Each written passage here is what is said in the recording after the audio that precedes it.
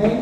So, sino dito yung nakapag-share na sa kaibigan niya, sa pamilya niya, or mga relatives niya? Pasok kamay? Kahit ano lang, simple paraan. So ngayon, using our indoor team, ang ano natin, gagamitin natin message or parang tool is basketball. So, ayan, pwede mo papasa sa akin ng basketball, Miss Casey. Pass. Nice pass. Nice pass, sir. Nahirapan na. So, yan.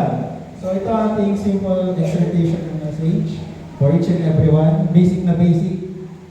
So, dito sa basketball na to, nakikita niyo yung may Cross. yung ano muna, yung pagitan.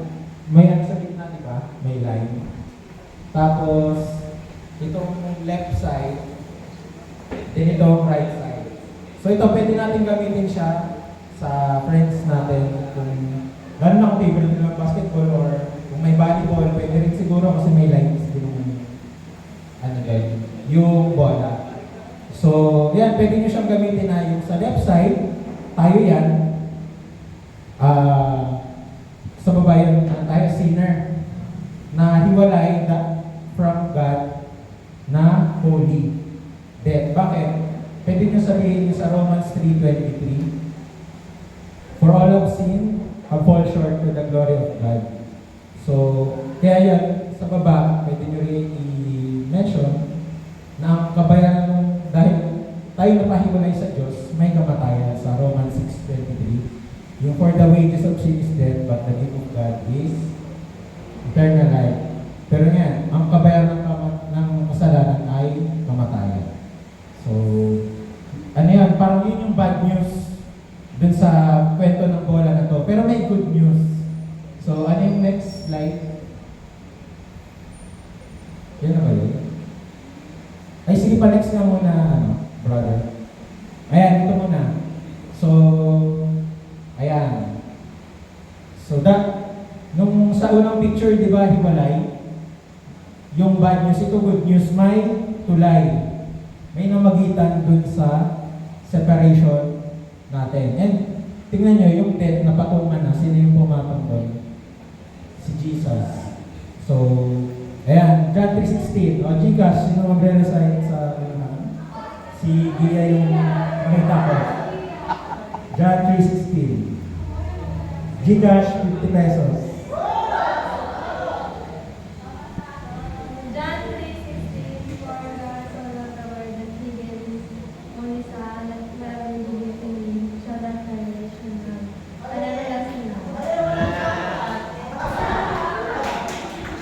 Congrats, 50 pesos. So, yun o, pwede nyo gamitin na sample yan sa mga friends nyo or family relatives na may namagitan.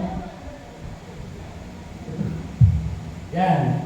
Naging tulay para makatawid tayo dun sa holiness or eternal life.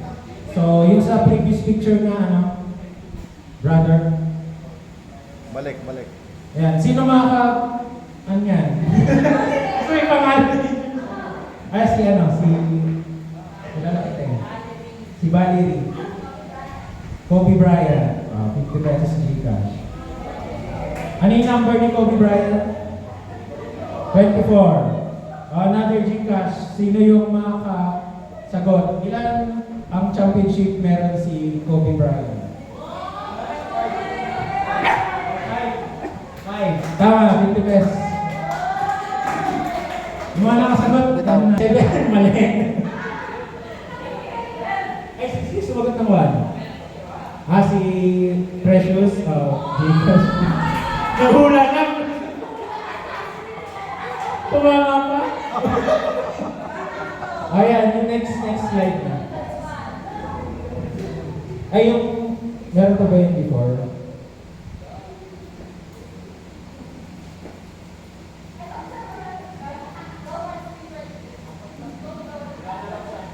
Trust. Yung walang kulay. Ayan. Sige, yun na lang, Brad. Ayun na lang, dito na lang. yung sa bad news, tapos na natin yung pinakaunang good news, may namagitan. Tapos, sa crossover, tumawid, pwede na tayong makatawid kasi may namagitan na dun sa separation. And yung death na-cancel out na dahil makakatawid tayo. Ito si Jesus yung nagsasalita. And ba't ko kasi in-example si Kobe Bryant? Kasi pwede nyo siyang maalala using siguro Kobe Bryant. Kasi ilan yung championship niya? 1. Ano yung English ng 1? John. 5 championship, Kobe 24. So sa John 5:24, ang sabi doon, sabi ni Jesus, I tell you the truth, whoever hears my word, ano yung sabi dito? And. Hindi siya or. Pag sinabing and, di ba, parang dapat dalawa dapat. So, whoever hears my word, hindi lang yung, paano ba kayo nakabalitan ng discount? May nagsasabi sa inyo, di ba? May nag-i-inform, may nag-chismis, may discount. Yun. So, narinig niyo na. And then, and believes Him who sent me. So, yung nag-send kay Jesus si God, so, has eternal life. So, yun na rin sa John 3:16 kanina na ni-recite ni John Sister 5:24 pala, Lia. no? Kobe Bryant. And will not be Crossover. condemned.